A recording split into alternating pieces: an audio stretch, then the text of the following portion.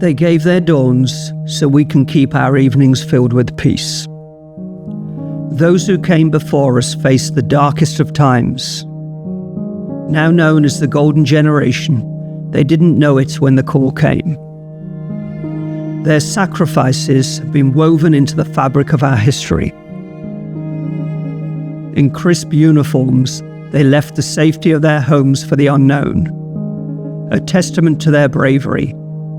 We imagine the faces, the silent heroes who fought for a future many would never see. The youth they knew but lost to war, the dreams they never got to fulfill. As we celebrate 80 years passing from the end of the war, there is a call to cherish the present, to share precious moments with those who still carry the weight of their experiences and bear the scars that have lasted a lifetime. Your courage, your selflessness, they should never be forgotten. You gave us the gift of peace, and for that we are eternally grateful. We will never forget you and what you did for us. We can simply say, thank you.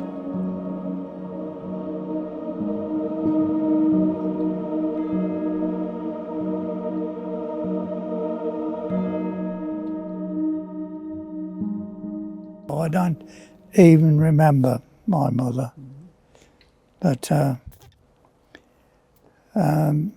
my grandparents brought me up, and of course in those days you needed, well you still do, you needed your parents' signature to go as a boy, and nobody would sign me away, so that was that.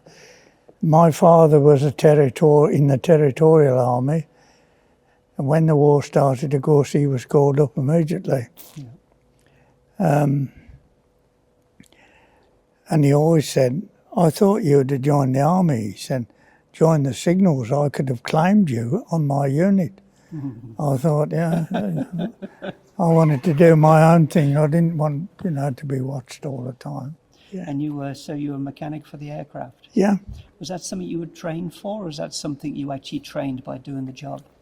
When I joined up, get signed in and sort of, well, you didn't get the King's Shilling, but that was it, because I was a volunteer. And then we were posted to Blackpool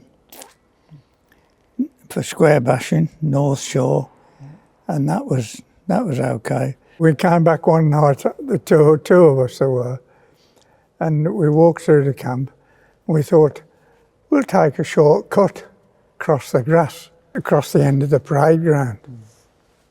And we were nipping across there, and a voice out of the darkness shouted, Airman, where do you think you're going? It was the flipping station warrant officer. That wasn't good. So we were in the billet, in bed, when he came in the billets and went all through trying to find out who was the last. Right. Yeah.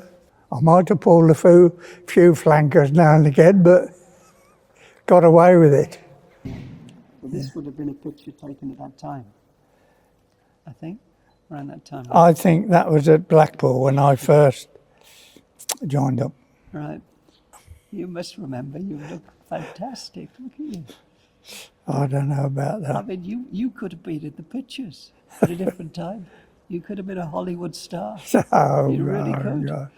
Can you remember what it was like when you arrived in France with at the D-Day landings? Those pictures as you were coming into the Normandy beaches must have been something quite extraordinary. All I remember is that we got stuck on this sandbank and there was 30 foot of water, and I thought, well, there's no way.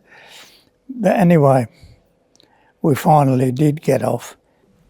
The first night, I know we parked up in a bit of a wooded area. I know there was some aircraft and a few bullets flying about overnight.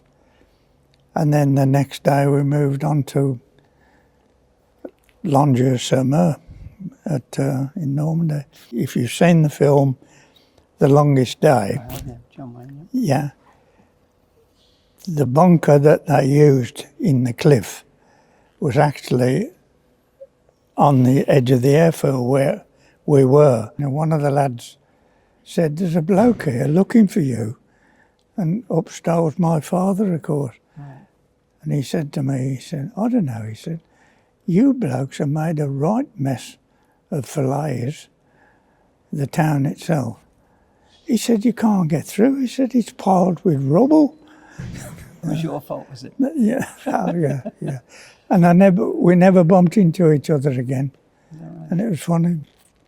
So this is the press report of you meeting your father? Yeah. Wow. Just after D-Day, look. Yeah. That's incredible. We never stopped. Yeah. I don't know. Followed the trail through to Belgium and then towards the Rhine. Yeah, we got up as far as a place called Grave. Right.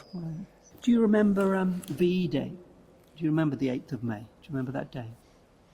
Well, I can tell you we were watching a film in the station cinema up at the cellar, which is up northern Germany. It's not far from Belsen, actually. And we were watching this film and the doors burst open at the back because the old man had driven his car through the doors and everybody was shouting, "Shut up," you know.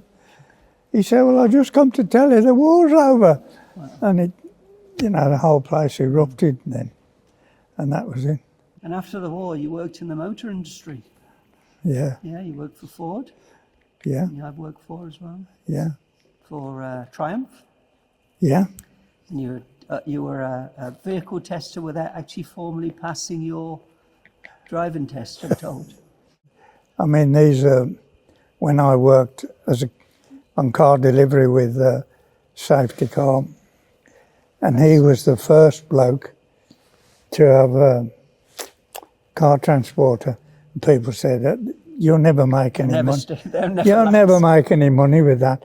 Bearing in mind, of course, everything over 7 ton was a 20-mile-an-hour speed limit. So London was a 2-day journey, one down, one back. Did you like working in the motor industry? Oh, yeah. People good? Yeah. Were they? Yeah. Did you drive around in the E-Type? Or was that No. Norman took me around in. Did he? Yeah. Wow. Yeah. That's pretty impressive. Yeah. Yeah. And of course, there was a favourite trick there, you see, because if you went round Myra at the right speed in the middle lane, you could go round it and take your hands off the wheel and it would just go up the banking and come back down again. So, of course, the classic was you'd got somebody, perhaps like yourself, never been in with us before, and as you're going round, you take your hands off the wheel, wouldn't you? Be rolling your fag or lighting it, you know. You could feel people all sitting there, you know. Well, I think the younger generation ought to learn about it. That's what I think. It's important that it's our history and people, they should, you know, learn what they can about it. That's the main thing, I think. Yeah, I'm not a hero. Never classed myself as a hero. I just did my job, and that was it. Heroes are still out there, as far as I'm concerned. It's easy for me to remember why the significance of what you did changed my life. I think later generations are more challenging. But I think I'm quite humbled, actually. Thank you, anyway. Spending that time with us today.